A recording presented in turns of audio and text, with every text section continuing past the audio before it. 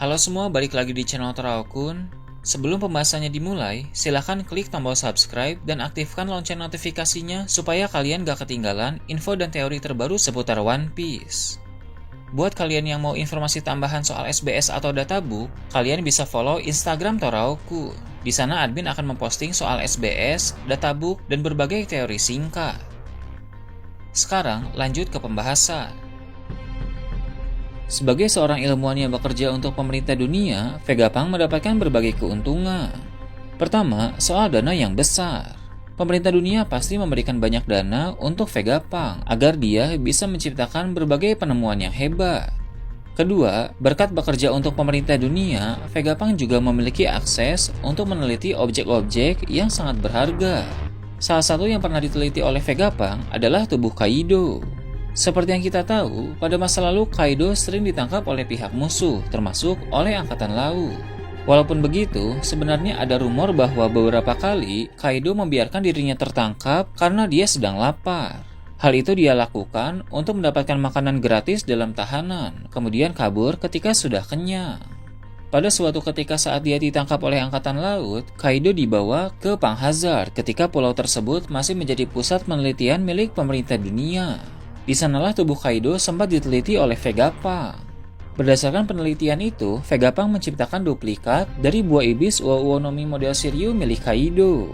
Buah iblis itu dibiarkan di Panghazard, lalu pada kemudian hari dimakan oleh Momonosuke. Pada masa lalu, bukan hanya Kaido saja yang diteliti oleh Vegapunk. Di tempat yang sama juga ada King. Kaido membebaskan King dari Panghazard, kemudian mereka mendirikan bajak laut hewan buas. King merupakan anggota suku Lunaria. Suku Lunaria terkenal memiliki tubuh yang sangat tangguh. Mereka bisa hidup dalam berbagai lingkungan, mempunyai pertahanan yang sangat kuat, bisa terbang karena punya sayap, dan mampu memanipulasi api. Pada zaman dulu, suku Lunaria bahkan dianggap sebagai dewa. Wajar rasanya bila pihak pemerintah dunia tertarik untuk menjadikan tubuh anggota suku Lunaria sebagai bahan penelitian. Berdasarkan penelitian dari tubuh King pada masa lalu, beberapa waktu belakangan ini akhirnya Vegapunk sukses menciptakan Serapim. Serapim adalah pasifista model baru yang memiliki wajah si Chibukai saat masih kecil dan memiliki tubuh dengan ciri fisik suku Lunaria. Alasan mengapa wajah si Chibukai yang dimiliki Serapim itu adalah wajah mereka saat masih anak kecil, mungkin karena King juga masih anak kecil ketika dulu diteliti oleh Vegapunk. Para Serapim diperlengkapi dengan kemampuan untuk menembakkan laser, sama seperti pasifista model Kuma. Namun, mereka bisa bergerak dengan lebih cepat, bertarung dengan lebih baik, dan memiliki teknik-teknik tertentu yang lebih hebat.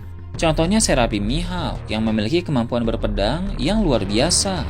Selain itu, yang membuat Serapim menjadi semakin hebat tentu karena mereka memiliki tubuh yang sangat tangguh, seperti suku Lunaria. Ketika Angkatan Laut menyerang Amazon Lily dengan membawa 2 Serapim, para petarung Kuja berkata bahwa 2 Serapim itu tidak lecet sama sekali. Hal tersebut secara jelas menegaskan bahwa betapa tangguhnya tubuh dari Serapim.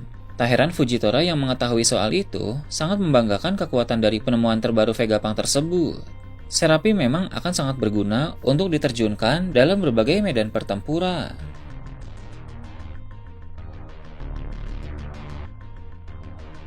Dengan mengetahui bahwa dari penelitian terhadap tubuh King Vegapunk bisa menciptakan pasifista Serapim, maka besar kemungkinan dari tubuh Kaido juga ada pasifista lain yang sukses dibuat oleh Vegapunk. Untuk sekarang, sebut saja itu sebagai pasifista Kaido. Berbeda dengan Serapim yang berjumlah beberapa orang, pasifista Kaido hanya berjumlah 1. Dana dan sumber daya yang diperlukan untuk membuat pasifista Kaido terbilang terlalu besar dan tingkat pengerjaannya pun sangat rumit serta memakan waktu yang lama. Maka dari itu, pasifista Kaido hanya ada 1. Pasifista Kaido memiliki tubuh yang sangat tangguh dan memiliki teknik bertarung seperti Kaido pada masa lalu, pada saat tubuhnya diteliti oleh Vegapunk. Mengingat dia adalah robot dan bukan makhluk hidup, maka pasifista Kaido tidak bisa haki. Sebab haki sejauh yang diketahui adalah kemampuan yang dimiliki oleh makhluk hidup saja. Namun, meskipun dia tidak bisa haki, tapi Vegapunk pasti menutupi kekurangan tersebut dengan perlengkapan batu laut. Di bagian-bagian tubuh tertentu pasifista Kaido akan dilengkapi dengan batu laut, sehingga serangannya bisa berdampak kepada pengguna buah iblis. Berhubung Kaido memiliki Kanabo sebagai senjata, maka pasifista Kaido memakai Kanabo juga, dan Kanabo ciptaan Vegapunk tentunya terbuat dari batu laut. Vegapunk adalah satu-satunya orang luar Wano Kuni yang diketahui mampu mengolah batu laut dengan baik. Jadi tak mengherankan apabila dia bisa memperlengkapi pasifista Kaido dengan batu laut. Pasifista Kaido pun akan menjadi robot yang sangat kuat, bahkan bisa dianggap sebagai penemuan terkuat ciptaan Dr. Vegapunk. Dan pasifista Kaido ini tentu jauh melampaui Serapi. Masih belum jelas apakah pemerintah dunia tahu soal pasifista Kaido atau malah itu disembunyikan oleh Dr. Vegapunk. Sebab jika mereka tahu, aneh rasanya melihat mereka hanya mengirim beberapa CP0 dan satu Serapim untuk menghabisi Vegapunk. Harusnya butuh lebih dari itu untuk menghabisi Vegapunk jika ada pasifista Kaido bersamanya. Bagaimanapun rencana CP0 untuk menghabisi Vegapunk itu tetap akan gagal, terlebih lagi karena di sana ada bajak laut topi jerami. Kejadian akan berubah kompleks mengingat Luffy dan kawan-kawan sedang berada di Pulau Egghead.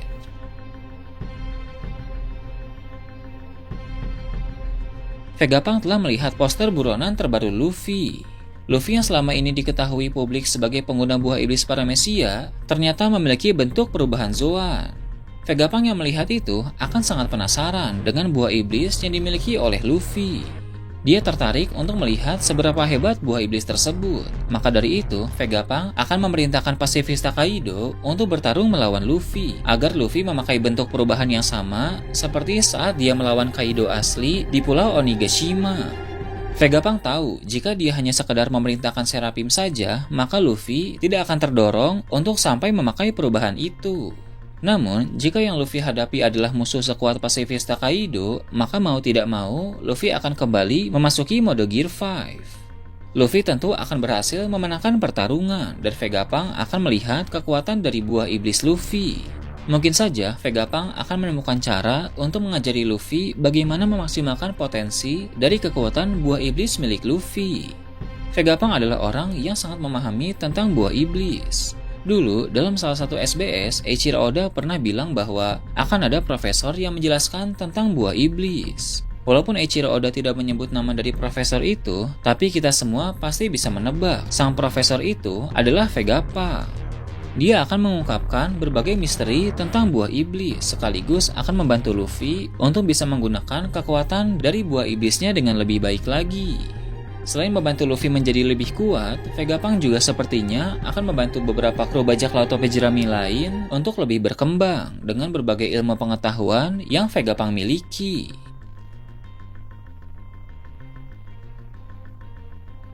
Nah itu tadi, teori admin tentang penemuan terkuat ciptaan Dr. Vegapunk. Gimana menurut kalian? Silahkan tulis di kolom komentar di bawah.